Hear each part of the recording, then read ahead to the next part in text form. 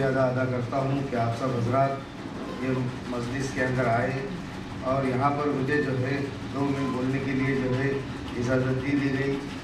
मैं बस यही कहूँगा कि अब तो सब बात खुल के आ गई है सामने, अब उसको मोटिवेशन करना है, हमको उस चीज़ को जो है मोटिवेशन करना है। देखो प्रॉब्लम्स आते हैं और हालात आते हैं तो उसका सॉल्यूशन असल होता है। जैसे कि एक इमाम है, इमाम का पगार है, मस्जिद है, मस्जिद की तामीर है, कोई ट्रस्ट है, ट्रस्ट को चलाना है, ये सारी चीज़ों के लिए जो है एक मोटिवेशन होता है और एक सॉल्यूशन होता है। तो इसके अंदर सबसे पहली चीज़ जो लगती है वो माल लगता है। तो उसके एतबार से जो है हम उसको जो है इंस्पिरेशन दें और हमारे साथियों को सराहें और साथियों को सराहने के बाद में उसके अंदर एक ये जज्बा पैदा करें कि ये हमको काम करना है।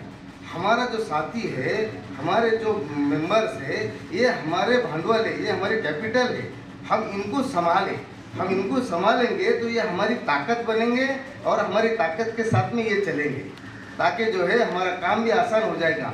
हम इसको उसको और इसके बारे में उसके बारे में न कहें कि ये ऐसा ये वैसा ये वैसा, वो चीज़ें जो है बहुत सारी चली आ रही है जिसके लिए जो है बहुत नुकसान हो रहा है और हमने इसका नुकसान बहुत सहा है और नुकसान देखा है। इसलिए हर ईमान वालों की, हर इस्लामी भाई की कदर करे और उसको मोटिवेशन करे और इसका सॉल्यूशन निकाले।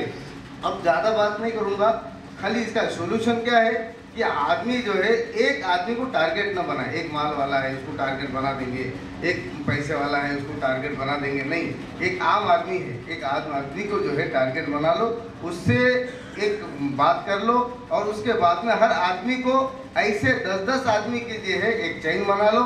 इंशाल्लाह जो है बहुत आसानी से काम हो जाएगा। अब हम जो है मौलाना का वक्त नहीं ज़ाया करते हुए हम अपनी बात को ख़त्म करते हैं और सबसे ये करते हैं कि इत्तेहाद से रहो और सब जो है जो फ़िक्र जो है आज जो इस मजलिस के अंदर फ़िक्र पैदा की गई उसके ऊपर हम सब कायम रहे और दायम रहे। बाकी